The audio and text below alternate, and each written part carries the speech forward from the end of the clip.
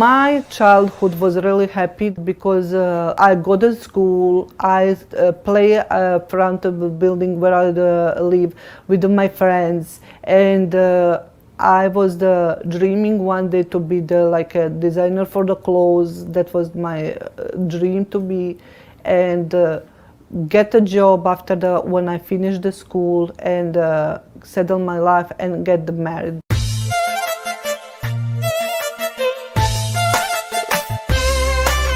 Life before the war, it was normal like everywhere else around the world, like here in America, we were going to school, my parents, actually dad was working, my mom was homestaying and she was taking care of us, After the school, I will go with my friends for the cafe bar, and we will drink the coffee express, so we will talk and laugh and talking about what will we do when we grow up. Some stuff that we were watching in the TV, like Beverly Hills 90210 or the Dallas show that was really popular at that time before the war started in Bosnia.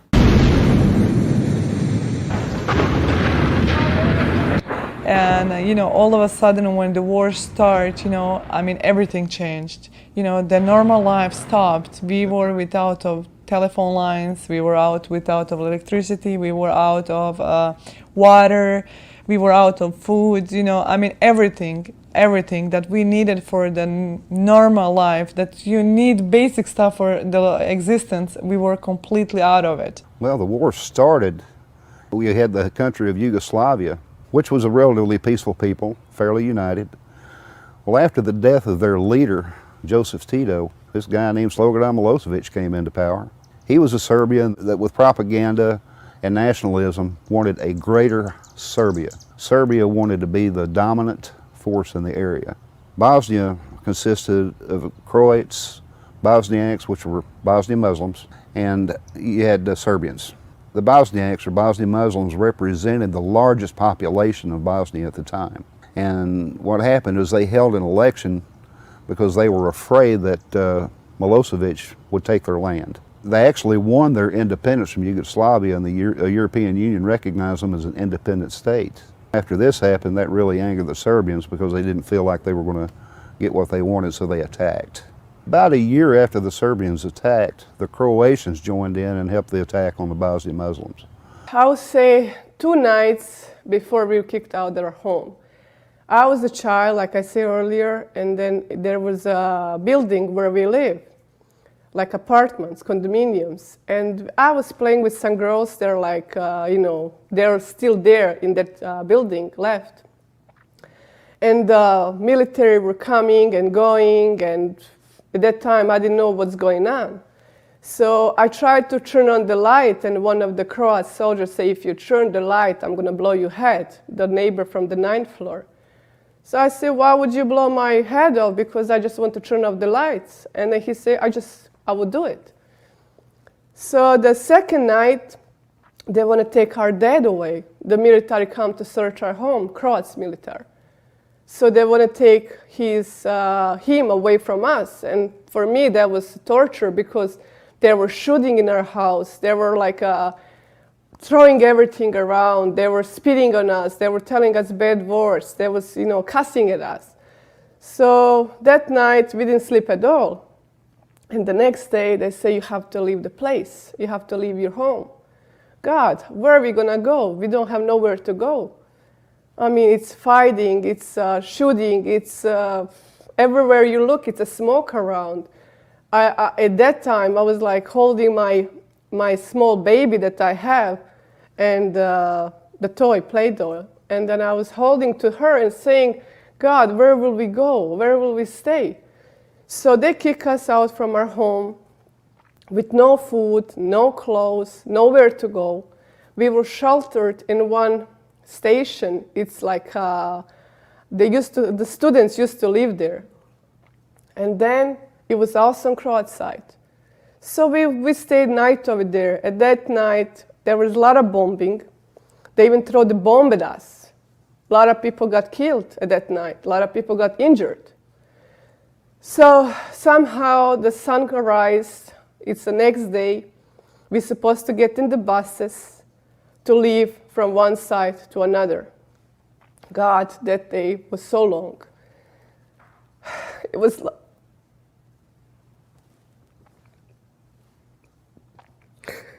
hot. It was a lot of mean people around us.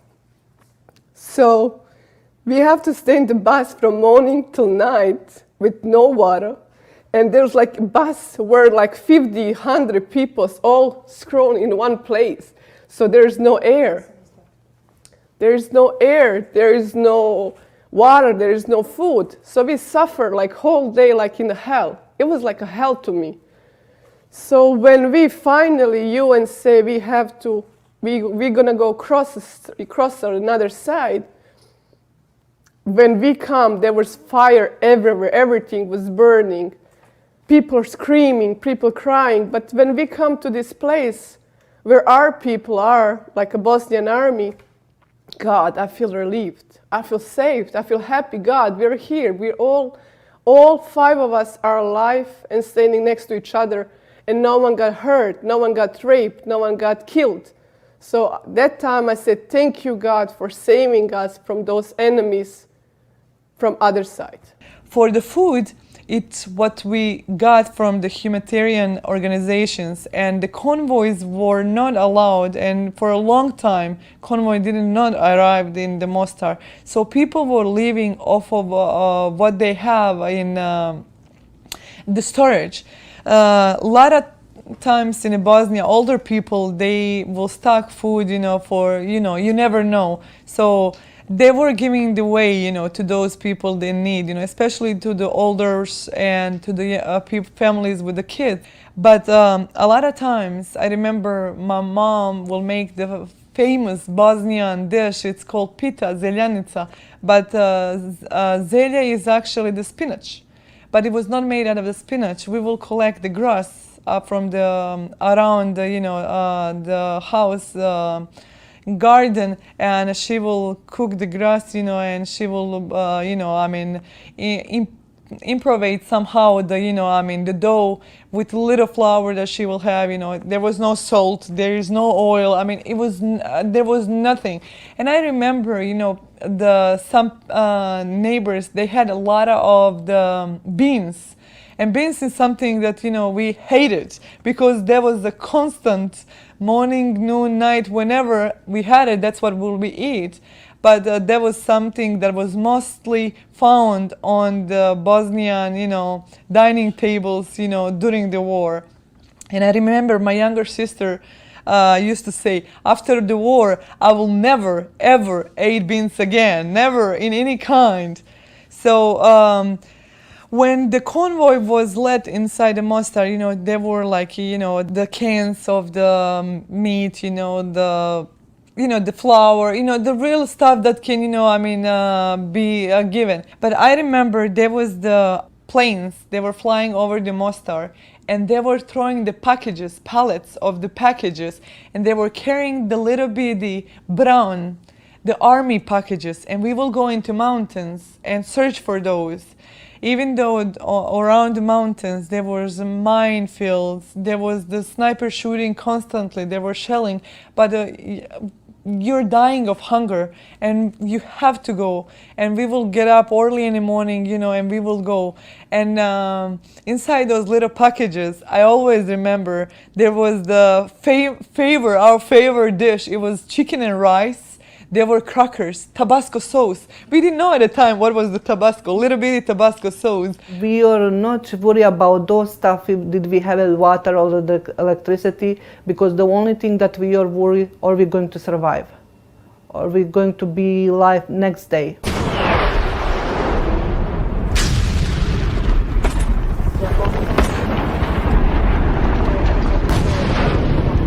First shell fell on not far from my home. Next thing that I remember after that, it was that the explosion, the pain, warm of blood, the smoke, the scream of Belma saying, my arms, my arms. I didn't think about the pain. I was hurting the people, screaming, and I was just thinking, or am I going to stay alive, or am I going to die? grandma and aunt, they run upstairs also. They try to help us, to remove those stones, and the blocks, the brick blocks, so we can, be taken to the hospital. Odjednom su se komšije stvorile i ja sam spustio tebe do moga oca, on je preuzeo tebe i onda su došle komšije, pokupile, stavile te u jednog malog auto i odvezli su te brzo u bolnicu. My left hand was cut like in the two pieces, and the right one hand it was already cut. They say we don't have the blood, leave her, she will be dying very soon. Belma lost a lot of blood, and that they are looking for donors because Belma, all three of us sisters were in the zero negative, and that was really rare to find. And the storage of the hospital didn't have any reserve for the zero negative. And I saw them, they were bringing my middle sister, and I say, oh, she going to be fine. If you cannot save me, save her at least that she can be. I'm sorry.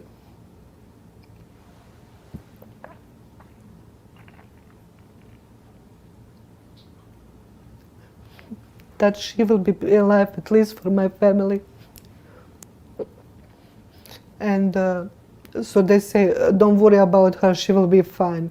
And then suddenly after that I didn't remember nothing. They took me to the surgery room, they put me to sleep. Luckily, with the help of God and good people, the blood for Belma was pretty much collected. An hour after that, on the door, my dad entered. His face was red, black.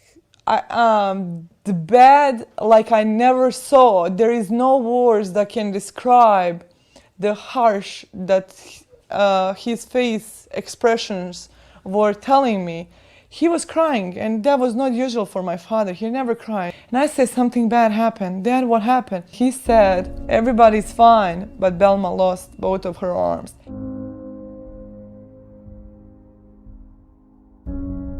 Kad je doktor došao u sobu, sam bila sa Selmom, srednjom kćerkom, koja je isto bila ranjena. Došao i rekao mi je, dao mi je Belmin prsten, koji ona imala na ruci, i rekao mi je, Belma hoće da vas vidi. Tada sam ja sišla dole i vidjela sam da je i moj muž dole, da je pored nje. Tada mi je saopštio da je Belma ostala bez oba dvije ruke. Ja sam bila u šoku.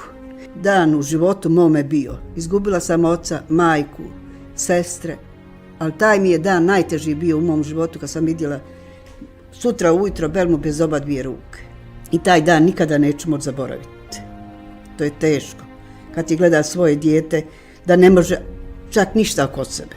So they go and they brought my mom and dad to tell me what happened to me. And soon as they entering, I saw them, they're crying, and I say, why were you crying? They say, we have to tell you something, but I don't know how. And I say, what do you mean about that? They say, sorry, we have to tell you that you are lost both your arms. That moment when they told me that that happened to me, I told them, my life is over. Don't even, I don't want anymore leave. I don't want anymore go out. I just want to stay in the home, in the room, and I don't want anybody to see it.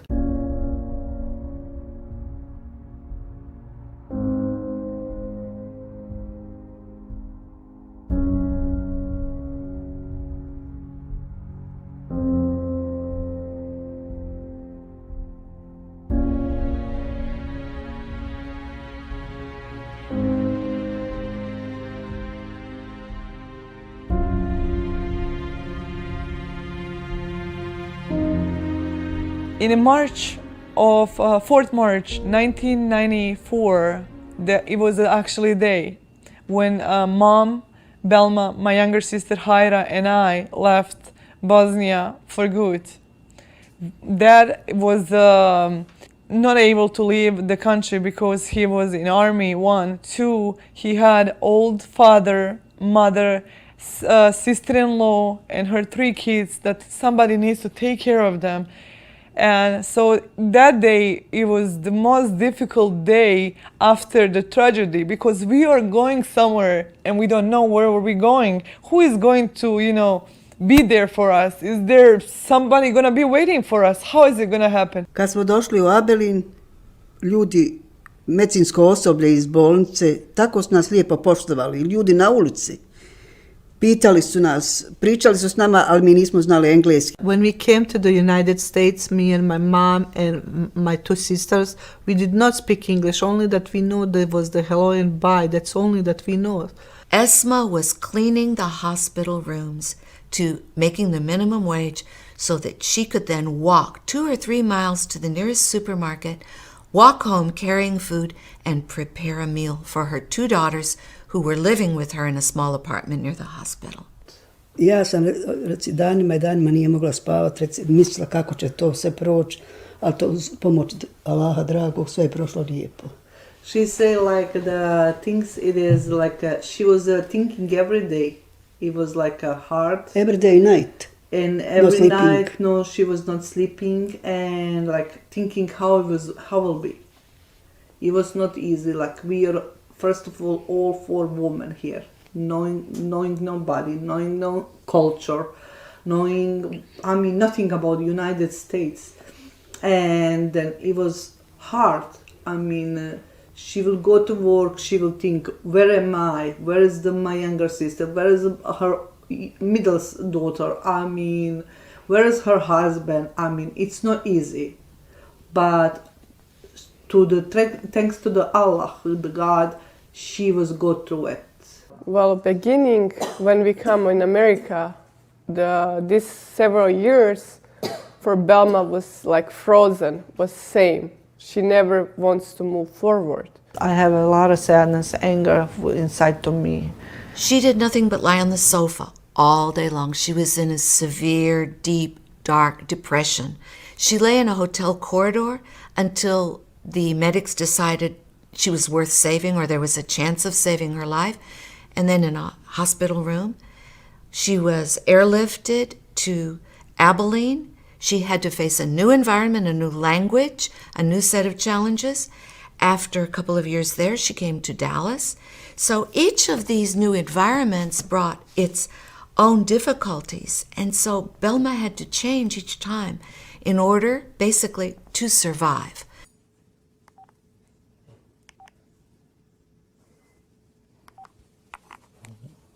Hello, Jesse, evo nas.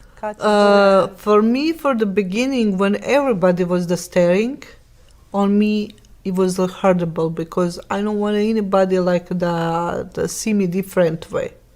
I remembering one time when I moved to the Dallas, actually, from the Abilene, and me and my mom were in the store, and we were in the line waiting to pay it on the register. And he started laughing on me, and he told me, "You don't have arms." And for that moment, it was for me horrible. And I came home and I was crying, and Selma asked me what happened, and I told her. And I remember she go to the store and she started talking to him. And he said, I am so sorry. Where is she? I need to ask her for forgiveness.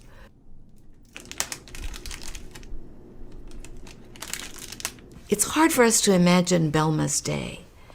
And one person that we might tend to forget about is her mother, the essential role that her mother plays, not just as a traditional wife in a Muslim household, cooking, cleaning.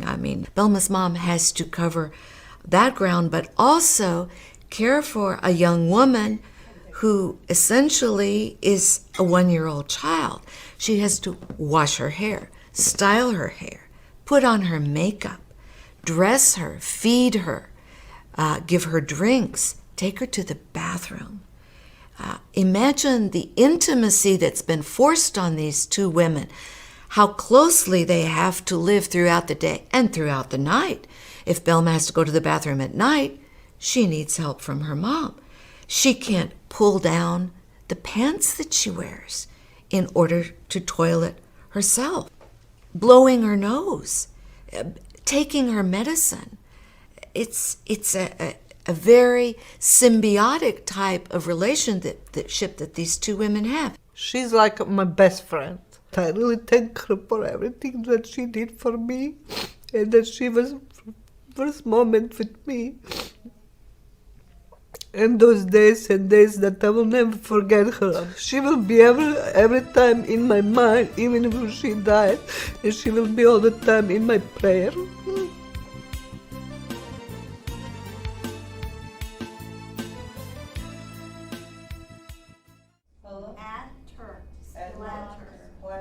And one day I said to her, what's the change this year?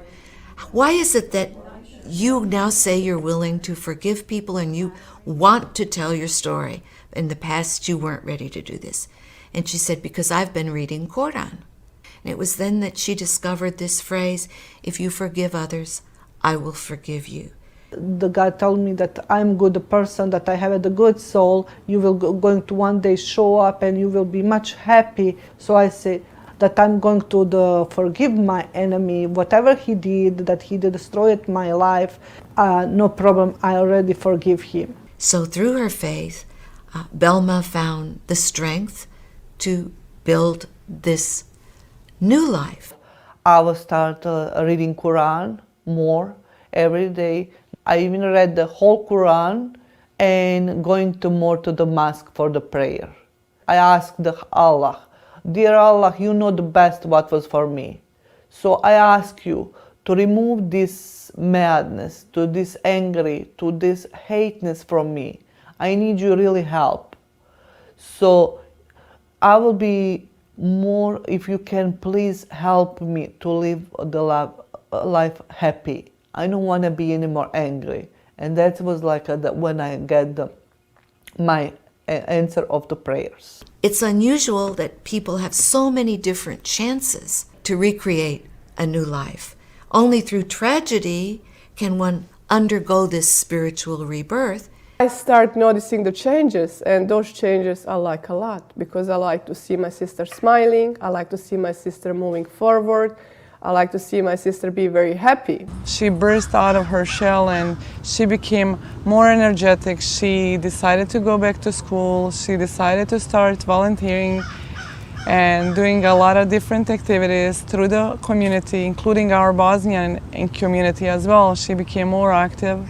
Makes no demands, but is there ready to go to Richland, to go to the Toastmasters meeting, to go to the amputee network, to go shopping, to get a new haircut, to look different with a new necklace, a new blouse, so that when she is out in the public rather than staying at home, she's looking like the young woman that she was when she lived back in Mostar before the war hit her city. It's exciting. Yes, it is. Yes, it is. Finally, I got what I was praying for. She's beautiful. Yes. Wow. You understand my point? And Belma said that she's seeing somebody and talking to somebody and she would like to go meet him in person. They met through online. And I was shocked again. That was another shock, and of course we were all like, who is he, what is he doing, where is he from? And when she said from Bosnia, he lives in Bosnia, we were like, oh my God, no. How is this gonna work?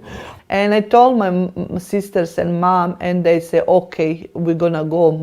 I go to the Bosnia, I met him, I spent the times and times with him. On October 12th, he asked me, would you love to be my wife?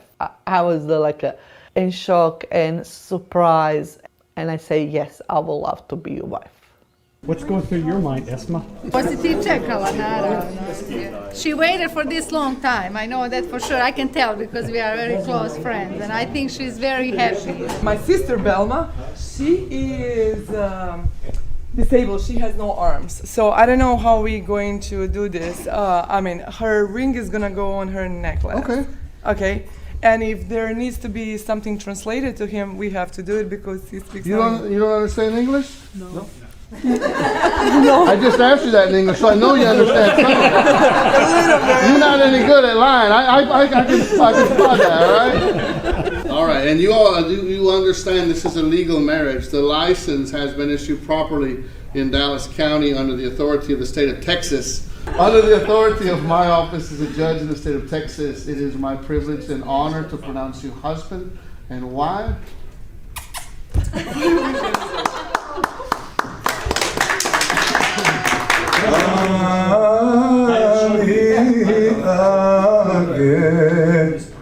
Jer joj nisu drage. Ona ode Amalija, ona ode Zemanija, ona ode za rečima. How did I feel about my life now? I feel more happy. I am blessed and thankful to God that I'm alive, because now my life is more changed since the forgiveness. I have a lot of friends, have my family, and enjoying the time, spending the time with my friends and family. And now I have the husband, my love of my life. Jer joj nisu drage. Ona ode Amalija, ona ode Zemanija.